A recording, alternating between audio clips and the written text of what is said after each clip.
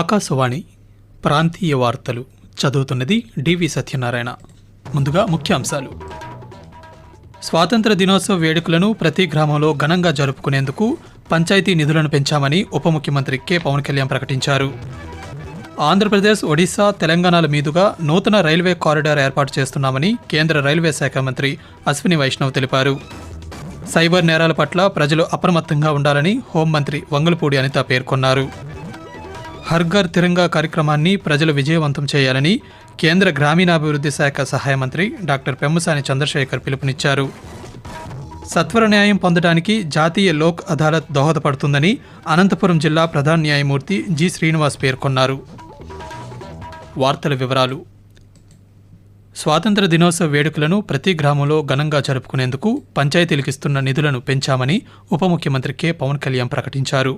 ఈరోజు అమరావతిలో ఆయన పాత్రికేయులతో మాట్లాడుతూ ఈ వేడుకల్లో స్వాతంత్ర సమరయోధులను, దేశానికి సేవలందించిన సైనికులను, పారిశుద్ధ్య కార్మికులను సత్కరించే కార్యక్రమాలు నిర్వహించాలని సర్పంచులకు విజ్ఞప్తి చేశారు. విద్యార్థులకు జెండా పండుగ విశిష్టత తెలిసేలా వ్యాసరచన, చిత్రలేఖనం, ఉపన్యాస పోటీలు, క్రీడా పోటీలు నిర్వహించి వారికి బహుమతులు అందజేయాలని సూచించారు. స్వాతంత్ర దినోత్సవ వేడుకల నిర్వహణకు 34 సంవత్సరాల క్రితం ఇచ్చిన జీవో స్థానంలో నిధులు పెంచుతూ నూతన జీవోను జారీ చేశామని పవన్ కళ్యాణ్ వివరిస్తూ, ఆగస్టు 15 ఈ జెండా పండుగకి సంబంధించి జాతీయ ఉపాధి హామీ పథకానికి సంబంధించి ఒకటే రోజున గ్రామసభ తీర్మానాలు జరగాలి. ఆ దిశగా అడుగులు వేస్తా ఉన్నాం. ఆగస్టు 15న స్వాతంత్ర దినోత్సవ వేడుకల నిర్వహణకు నిధులు కొరత లేకుండా చేశాం. 13,326 పంచాయతీల్లో ఘనంగా, గౌరవంగా స్వాతంత్ర దినోత్సవ వేడుకలు సాగాలన్నదే మా కూటమి ప్రభుత్వం ఉద్దేశం. చిన్న పంచాయతీలకి 10,000 రూపాయలు, మేజర్ పంచాయతీలకి 25,000 రూపాయల చొప్పున నిధులు సమకూరుస్తున్నాం. దానికోసమని జీవోను కూడా రిలీజ్ చేశాం. పంచాయతీ సర్పంచులు దీన్ని పూర్తిగా సద్వినియోగం చేసుకోమని నేను విన్నవించుకుంటా ఉన్నాను. సర్పంచ్ వ్యవస్థని, పంచాయతీ రాజ్ వ్యవస్థని బలోపేతం చేసే విధంగా ఈ ప్రభుత్వం ఉంటుందని మీ అందరికీ తెలియజేసుకుంటూ, విశాఖ రైల్వే జోన్ ఏర్పాటుకు సంబంధించి పనుల్లో పురోగతి ఉందని కేంద్ర రైల్వే శాఖ మంత్రి అశ్విని వైష్ణవ్ స్పష్టం చేశారు. ఈరోజు ఢిల్లీలో పాత్రికేయుల సమావేశంలో కేంద్ర మంత్రి మాట్లాడుతూ, విశాఖ రైల్వే జోన్ ఏర్పాటుకు నూతనంగా భూముల కేటాయింపు జరుగుతుందని, ఆంధ్రప్రదేశ్ ముఖ్యమంత్రి నారా చంద్రబాబు నాయుడుతో రైల్వే జోన్ కోసం ఇప్పటికే చర్చించామని తెలిపారు. 7,383 కోట్ల రూపాయలతో ఒడిశా, ఆంధ్రప్రదేశ్, తెలంగాణల మీదుగా నూతన రైల్వే కారిడార్ ఏర్పాటు చేస్తున్నామని పేర్కొన్నారు. ఇందులో భాగంగా ఆంధ్రప్రదేశ్లో 85.5 కిలోమీటర్లు, తెలంగాణలో 19 కిలోమీటర్లు నూతన రైల్వే లైన్ నిర్మాణం జరుగుతుందని వివరించారు.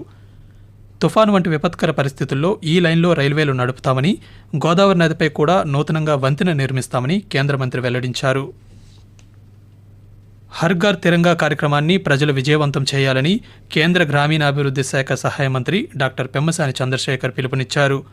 హర్ ఘర్ తిరంగా కార్యక్రమం 3వ విడతను ఈరోజు గుంటూరు జిల్లా కలెక్టరేట్ పోస్టాఫీసులో జాతీయ జెండాలను ఆవిష్కరించి ప్రారంభించారు.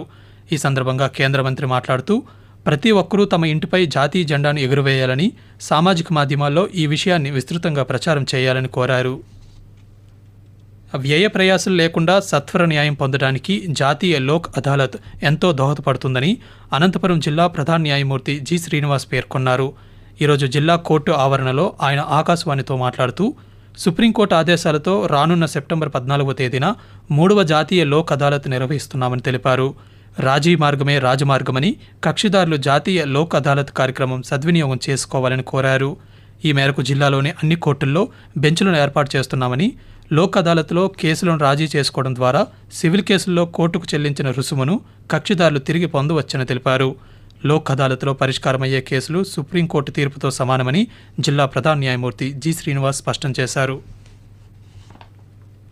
సైబర్ నేరాల పట్ల ప్రజలు అప్రమత్తంగా ఉండాలని హోంమంత్రి వంగలపూడి అనిత పేర్కొన్నారు.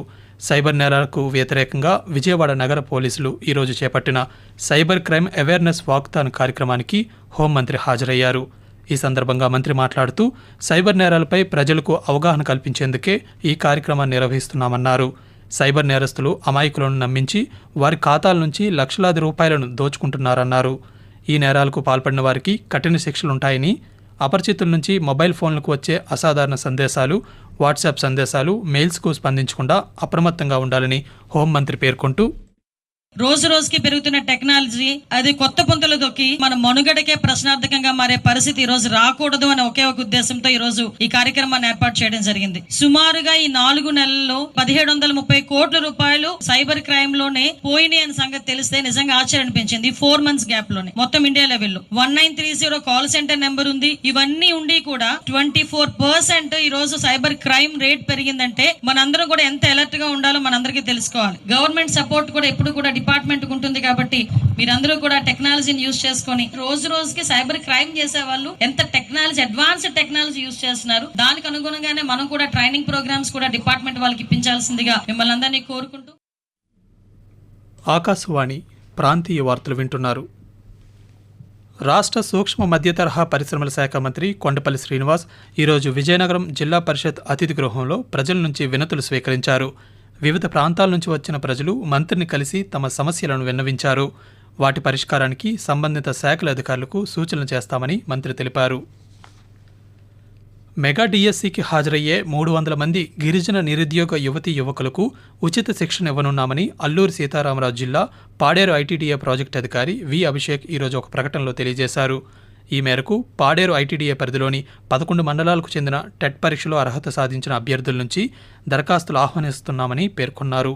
ఈ నెల 12వ తేదీ నుండి ఐటీడీఏ కార్యాలయం నుండి దరఖాస్తులను పొందవచ్చని, 17వ తేదీలోగా దరఖాస్తులను ఐటీడీఏ కార్యాలయంలో అందజేయాలని కోరారు. టెట్ పరీక్షలలో వచ్చిన మార్కుల ఆధారంగా ఎంపికైన తుది జాబితాను ఈ నెల 20వ తేదీన ప్రకటిస్తామన్నారు. శిక్షణా కాలంలో ఉచిత వసతి, భోజన సౌకర్యం కల్పిస్తామని ప్రాజెక్టు అధికారి తెలిపారు. ఆర్టీసీలోని సమస్యలను దశల వారీగా ప్రణాళికాబద్ధంగా ప్రభుత్వం పరిష్కరిస్తుందని రాష్ట్ర పరిశ్రమల శాఖ మంత్రి టీజీ భరత్ పేర్కొన్నారు. కర్నూలు డిపో గ్యారేజ్లో 4 కొత్త బస్సులను పాణ్యం శాసనసభ్యులు గౌరి చరితారెడ్డితో కలిసి మంత్రి జెండా ఊపి ప్రారంభించారు.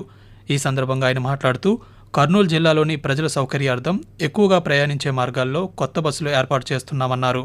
కాగా జిల్లాలో ఎమ్మిగనూరు నుండి కర్నూలు, హైదరాబాద్ అధోని నుండి కర్నూలు మీదుగా శ్రీశైలంకు గత నెలలో 6 బస్సులను ప్రారంభించామని తెలిపారు. ముఖ్యమంత్రి నారా చంద్రబాబు నాయుడు ఎన్నికల మేనిఫెస్టోలో ఇచ్చిన హామీ మేరకు త్వరలోనే మహిళలకు ఉచిత బస్సు ప్రయాణాన్ని ప్రారంభిస్తామని మంత్రి స్పష్టం చేశారు. తిరుమల శ్రీ వెంకటేశ్వర స్వామివారి ఆలయంలో ఈ నెల 15 నుండి 17వ తేదీ వరకు పవిత్రోత్సవాలు జరగనున్నాయని తిరుమల తిరుపతి దేవస్థానం టీటీడీ ప్రకటించింది. ఈ నెల 15వ తేదీన పవిత్రాల ప్రతిష్ఠ, 16వ తేదీన పవిత్ర సమర్పణ, 17వ తేదీన పూర్ణాహుతి కార్యక్రమాలను టీటీడీ నిర్వహించనుంది. ఈ ఉత్సవాల్లో భాగంగా 3 రోజుల పాటు ఆలయంలోని సంపంగి ప్రాకారంలో ఉత్సవమూర్తులకు ఉదయం 9 గంటల నుంచి 11 గంటల వరకు స్నపన తిరుమంజనాన్ని అర్చకులు నిర్వహించనున్నారు. మాదక ద్రవ్యాల దుర్వినియోగం, దుష్ప్రభావాలపై అవగాహన కల్పించేందుకు ఈరోజు విశాఖపట్నంలోని బీచ్ రోడ్లో అవగాహన ర్యాలీ నిర్వహించారు. ప్రజలను మాదక ద్రవ్యాలకు దూరంగా ఉంచాలనే లక్ష్యంతో కేంద్ర సామాజిక న్యాయం, సాధికారత మంత్రిత్వ శాఖ చేపట్టిన నషా ముక్త భారత్ అభియాన్లో భాగంగా ఈ కార్యక్రమాన్ని జిల్లా collector M N Harender Prasad, commissioner of police Shankhabhadra Bagchi ముఖ్య అతిథులుగా పాల్గొని ప్రారంభించారు. యువత మాదక ద్రవ్యాల వినియోగానికి దూరంగా ఉండాలని, బంగారు భవిష్యత్తు వైపు అడుగులు వేయాలని ఈ సందర్భంగా పిలుపునిచ్చారు. ప్రాంతీయ వార్తలు ముగించే ముందు ముఖ్యాంశాలు మరొకసారి. స్వాతంత్ర దినోత్సవ వేడుకలను ప్రతి గ్రామంలో ఘనంగా జరుపుకునేందుకు పంచాయతీ నిధులను పెంచామని ఉప ముఖ్యమంత్రి కె పవన్ కళ్యాణ్ ప్రకటించారు. ఆంధ్రప్రదేశ్, ఒడిశా, తెలంగాణల మీదుగా నూతన రైల్వే కారిడార్ ఏర్పాటు చేస్తున్నామని కేంద్ర రైల్వే శాఖ మంత్రి అశ్విని వైష్ణవ్ తెలిపారు. సైబర్ నేరాల పట్ల ప్రజలు అప్రమత్తంగా ఉండాలని హోంమంత్రి వంగలపూడి అనిత పేర్కొన్నారు. హర్ ఘర్ తిరంగా కార్యక్రమాన్ని ప్రజలు విజయవంతం చేయాలని కేంద్ర సహాయ మంత్రి డాక్టర్ పెమ్మసాని చంద్రశేఖర్ పిలుపునిచ్చారు. సత్వర న్యాయం పొందడానికి జాతీయ లోక్ అదాలత్ దోహదపడుతుందని అనంతపురం జిల్లా ప్రధాన న్యాయమూర్తి జి శ్రీనివాస్ పేర్కొన్నారు. ఆకాశవాణి ప్రాంతీయ వార్తలు ఇంతటితో సమాప్తం.